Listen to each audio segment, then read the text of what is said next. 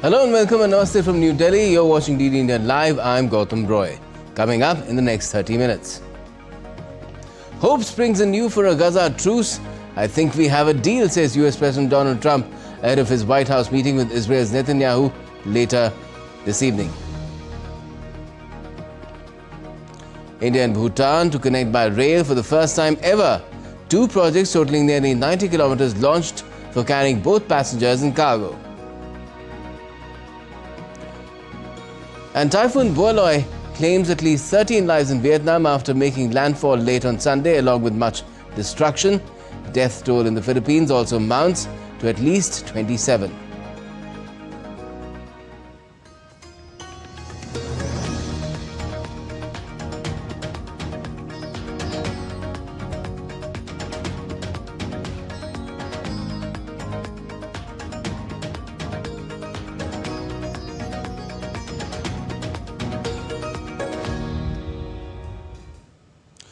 US President Donald Trump has voiced optimism that a deal is near to end the conflict in Gaza ahead of Monday's negotiations with Israel's Prime Minister Benjamin Netanyahu.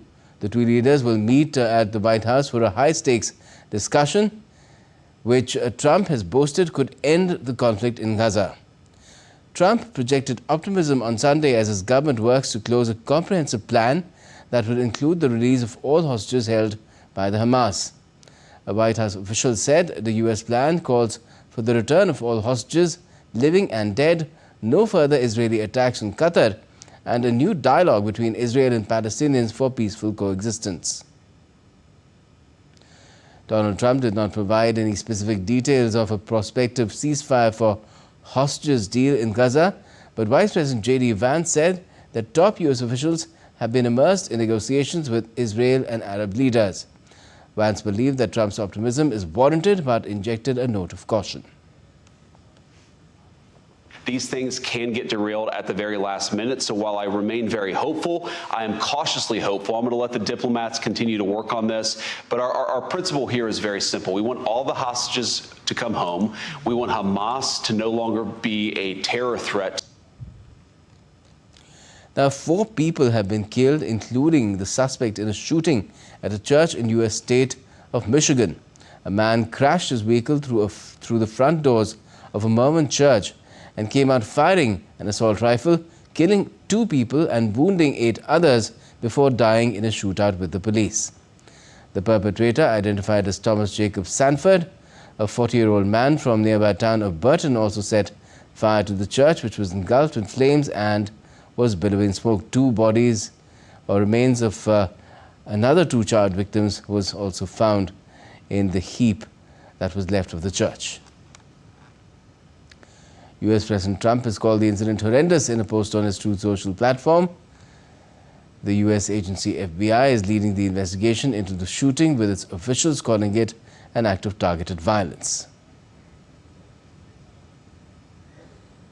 I can confirm at this time that the FBI is now leading the investigation and is investigating this as an act of targeted violence. FBI crisis response teams, such as our evidence response teams, SWAT, Special Agent Bomb Technicians, victim specialists, were deployed to the scene. We also have special agents who are continuing to conduct interviews and intelligence and professional staff personnel providing research and analysis.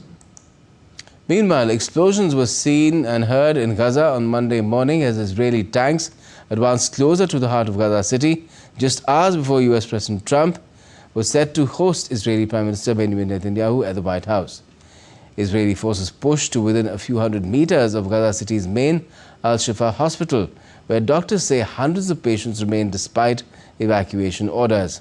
Health officials said tanks also surrounded the nearby Al-Hilo hospital, which houses 90 patients, including 12 babies in incubators. The facility was reportedly shelled overnight. Israel says its offensive will not stop until the Hamas releases all hostages and lays down its weapons. President Trump, meanwhile, has hinted at a possible breakthrough, like we just informed you, promoting a new 21-point US plan, which calls for a permanent ceasefire and hostage release. The 12th Annual Warsaw Security Forum is focusing on Ukraine and the future of European security. Ukraine's President Volodymyr Zelensky has proposed to build a joint aerial defense shield with its allies to protect against threats from Russia. Meanwhile, the Kremlin has said that Russia is monitoring potential US Tomahawk cruise missile deliveries to Ukraine and questioned whether Americans would be involved in targeting or launching these weapons against Russia. Here's more in this report. A two-day conference on key security challenges facing NATO and the European Union opened on Monday in the Polish capital, Warsaw. Approximately 2,500 participants from around 90 countries are attending the event. Addressing the Warsaw Security Forum via video link, Ukrainian President Zelensky offered to build a joint aerial defense shield with its allies to protect against threats from Russia. Ukraine proposes to Poland and all our partners to build a joint, truly reliable shield against Russian aerial threats. And this is possible. Ukraine can counter all types of Russian drones and missiles. And if we act together in the region, we will have enough weapons and production capacity for these. If Russia loses the ability to strike in the skies, it will be unable to continue the war. In his address, German Defense Minister Boris Pistorius called for the European Union to provide a much more flexible regulatory framework for the defense industry in Europe and said Europe's and Ukraine's defense industries must work together more closely and effectively to counter any security challenge. We all have to provide sustainable support to Ukraine, more resiliently and more forcefully than in recent months. The European Union must back this by providing a much more flexible regulatory framework for the defense industry in Europe. On Sunday, US Vice President J.D. Vance had said that Washington was considering a Ukrainian request to obtain Tomahawks, which have a range of 2,500 kilometers, easily far enough to hit Moscow if fired from Ukraine. Reacting to it, Kremlin said that Russia's military specialists were monitoring the possible supply of US long-range Tomahawk missiles to Ukraine. Kremlin spokesman Dmitry Peskov said it was important to understand who gives the targeting data for such missiles to be fired, the United States or Ukraine.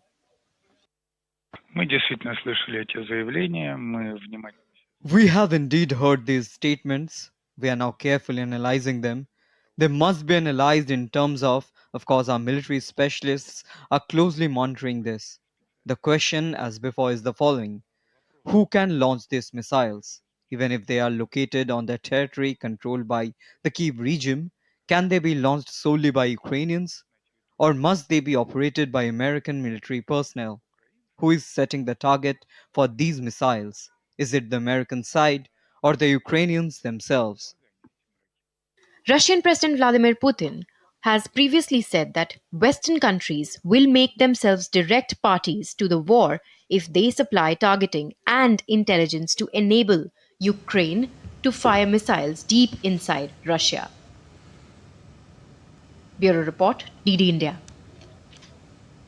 Now, the Kremlin on Monday accused the authorities in Moldova of preventing hundreds of thousands of Moldovans living in Russia from voting in an important parliamentary election by providing only 2 polling stations for voters in the country. Moldova's pro-European Union ruling party won a resounding victory over its Russian-leading rival in the parliamentary election on Sunday. In a call with reporters, Kremlin spokesperson Dmitry Peskov said Moldovans living in Russia, who are traditionally more likely to vote for pro-Russian political forces at home, had been unable to cast their vote.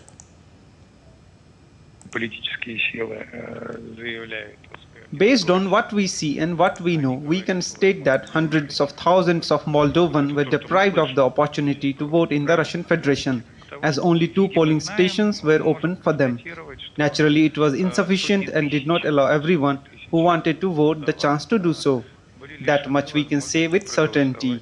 We will be able to provide estimates later, once we understand political forces' position themselves. Moldova's pro-EU ruling party has won a key parliamentary election, like I said, with more than 50% of the vote. According to official results published on Monday, the Party of Action and Solidarity, headed by President Maya Sandu has garnered 50.03% of the vote compared to 24.26% for the pro-Russian Patriotic Bloc.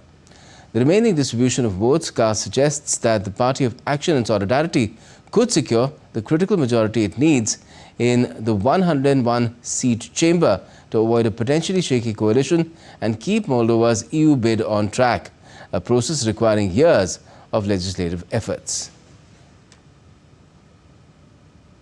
And the European Union confirmed on Monday that it had reinstated sanctions against Iran following a similar move against Tehran by the United Nations. According to EU presidency statement, the EU reinstated sanctions against Iran in response to its continued non-compliance with the nuclear agreement. The door for diplomatic negotiations remains open. The EU said the sanctions included freezing the assets of the Iranian Central Bank and other Iranian banks, as well as travel bans on certain Iranian officials.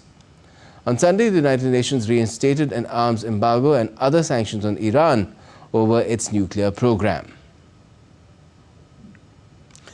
A typhoon that ripped roofs off homes has killed dozens of people across Vietnam and the Philippines, officials from both the countries have said on Monday, as a weakened storm, Boy Loi, crossed into neighboring Laos. The typhoon battered small islands in the center of the Philippines last week, toppling trees and power pylons, unleashing floods and forcing 400,000 people to evacuate. A Philippine civil defense official said later on Monday that more than 27 people had died, with most of the victims either drowned or hit by debris. And in Vietnam, Boy Loi made landfall as a typhoon late on Sunday, generating winds of up to 130 kilometers per hour. At least 13 people were killed in Vietnam, while a search was ongoing for 20 others, disaster authorities said in an online update. More than 44,200 homes have been damaged, including those with roofs torn off, mostly in the central Ha Tinh province. At least 800 homes got flooded and nearly 6,000 hectares of crops were inundated as well.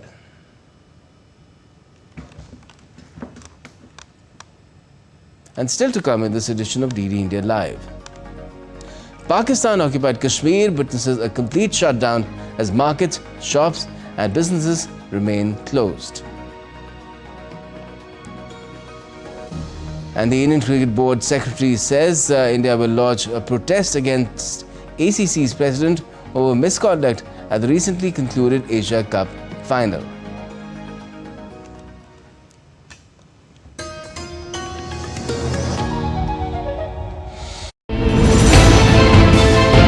Geopolitics and trade deals.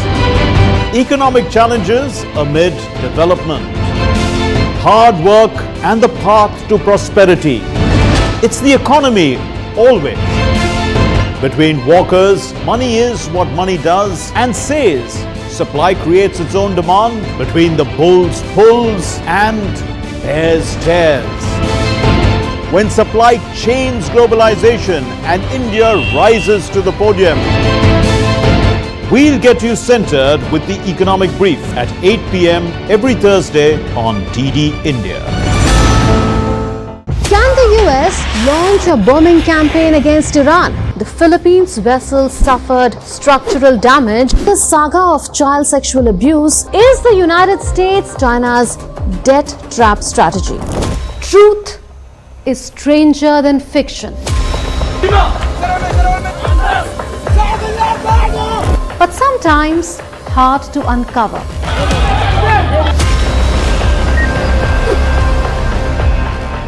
Trust us to tell the truth, unadulterated and pure, of every story that matters to you.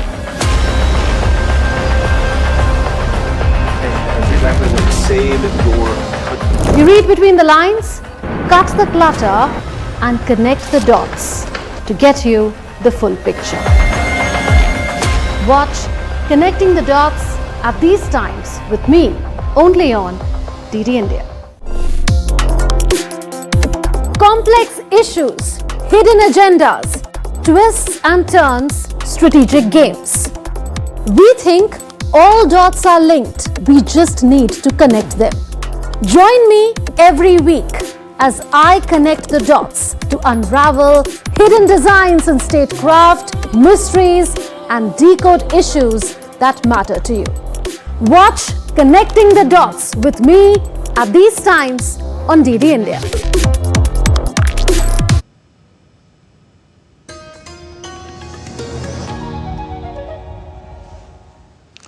Welcome back. You're watching DD India Live. I'm Gautam Roy. Now, Donald Trump has said on Monday he would impose a 100% tariff on all foreign-made movies, an unprecedented move that threatens to upend Hollywood's global business model. The step signals Trump's willingness to extend protectionist trade policies into cultural industries, raising uncertainty for studios which depend heavily on international box office revenue and cross-border co-productions.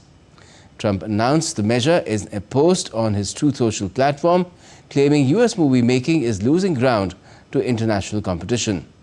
However, it was not immediately clear what legal authority Trump would use to impose a 100% tariff on foreign-made films. The White House did not immediately respond to the comment on how the tariffs would be implemented. Warner Brothers, Discovery, Comcast, Paramount, Skydance and Netflix also did not immediately respond to requests. The president had first floated the idea of a movie tariff in May, but offered very little details, leaving entertainment executives unsure whether it would apply to specific countries or all imports. India's Minister for Railways, Ashwini Vaishnav, has announced the launch of new railway projects between India and Bhutan on Monday. In a press conference, the minister outlined key features of the project, which will extend from India's railway network to Bhutan. The initiative involves an investment of around 4,033 crore Indian rupees for a rail line spanning 89 kilometers. This project is basically connecting two very important cities of Bhutan. One is Gelefu, as Foreign Secretary shared with us. This is being developed as a mindfulness city. And second is Samse, which is an industrial city. The two projects will take off from the network of Indian Railways at Kokrajhar and Banarhat. The investment which is envisaged at this point of time is about 4,033 crore rupees, and the total length is about 90 kilometers, to be precise. 89 kilometers of railway network will be created. The minister also emphasized the strong economic ties between India and Bhutan, noting that the new rail network will contribute to strengthening Bhutan's economy.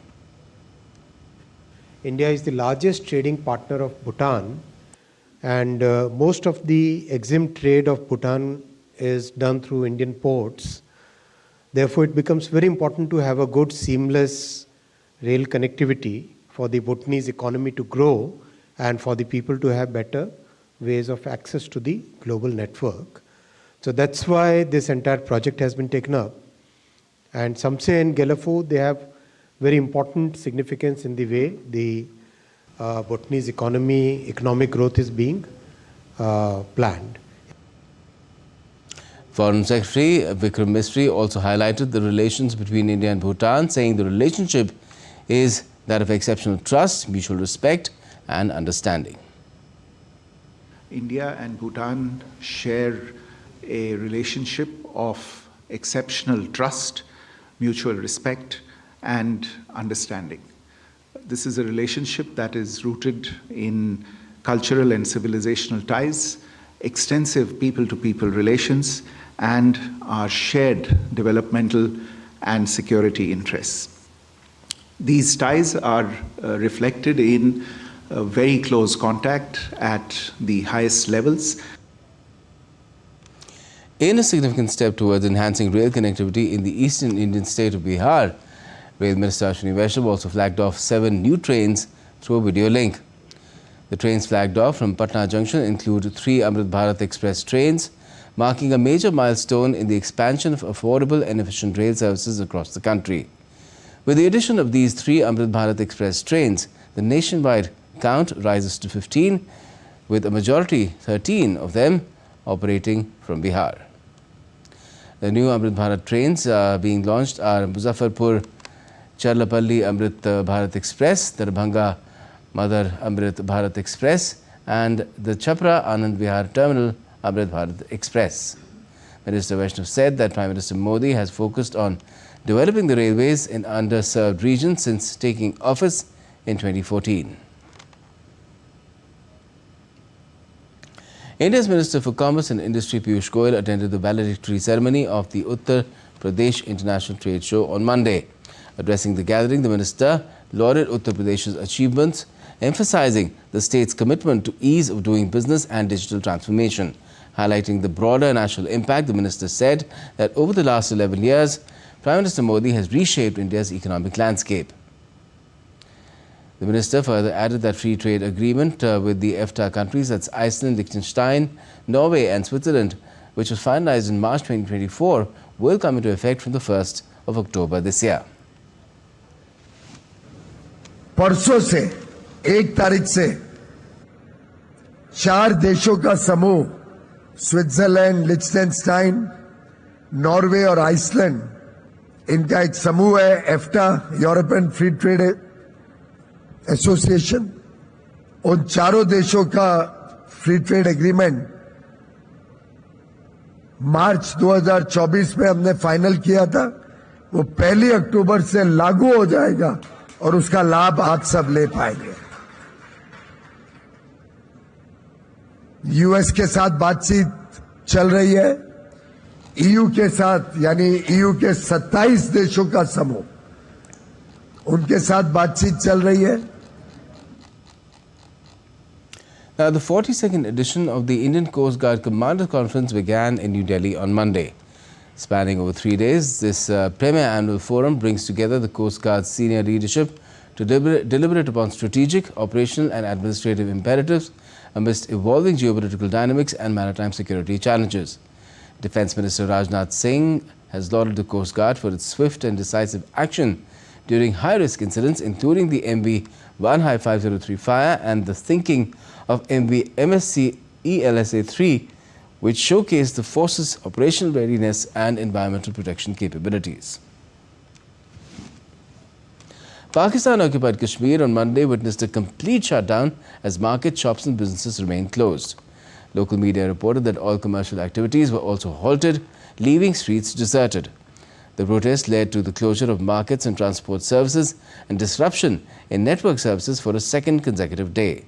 Schools remained officially open, but classrooms remained deserted. The shutdown strike is in support of the Joint Action Committee amid rising public anger over long-standing unresolved issues. The Public Action Committee presented a list of 38 demands which aim at securing genuine rights of their people. Sports now, and Secretary of the Board of Control for Cricket in India, Devajit Saikia, has said the board will lodge a strong protest against Mohsin Naqvi, the President of the Asian Cricket Council, over misconduct at the International Cricket Council. India beat Pakistan by 5 wickets in the Asia Cup final, but the presentation ceremony was delayed by more than an hour and then cut short just before the winner's trophy was to be handed out.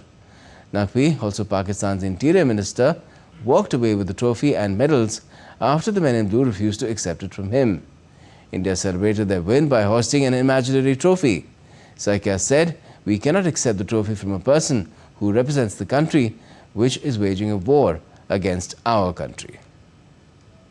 We cannot accept a trophy from a person who represents a country, that country is waging a war against our country.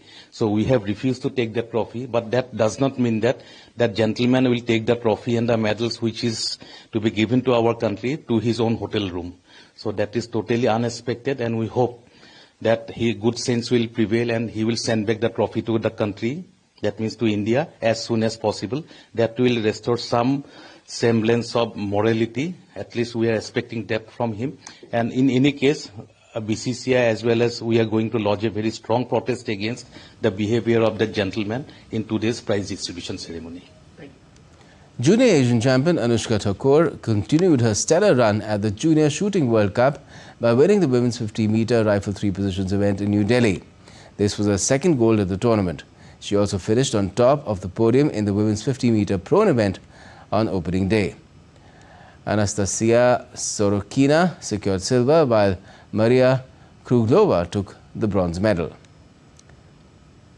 The men's 50-meter rifle three-position final saw Dmitry Peminov clinch gold, while India's Adrian Karmakar fought hard but settled for silver, and Kamil Nuryakhmetov claimed bronze.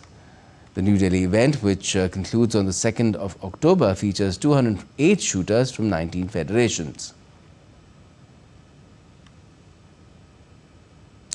India is hosting World Para-Athletics Championship for the first time, and the event is witnessing participation from around 110 countries. DD India's Deepika had an exclusive conversation with Australia's Clark, who talked about her experience being in India. And we have with us Clark from Australia. Clark, how was your event? It was pretty cool. I really enjoyed racing on that track. It was a lot of fun. It was nice and warm out there. Yeah, it was so much fun. Is this your first time in India? It's actually my second time in India. I came for the Grand Prix back in March, and I really enjoyed it then, and I'm enjoying it now. How are you finding the facilities here? Perfect. I love this track. It is very nice. It's the perfect conditions of it, and the warm-up track is also amazing. And what is your next target now? My next target is the 200 metres. I've got that in 2 days' time. I'm going to go out there and smash it and hopefully see I can run a PB. All the very best to you. Thank you. And there you heard Clark and how excited and happy she is to be in India and participating at the World Para-Athletics Championship in New Delhi. This is Deepika reporting for DD India. And that's all we have for the edition of DD India Live, but let us know your thoughts on the news of the day. And for those on the go, you can get all the latest news and updates from India and across the world on DD India's mobile app. It's available on both Android and iOS. Just scan the QR code and download the app. And we'll be back with more news as it breaks here on DD India. I'm Gautam Roy, and from all of us here in Delhi, thanks for watching DD India Live.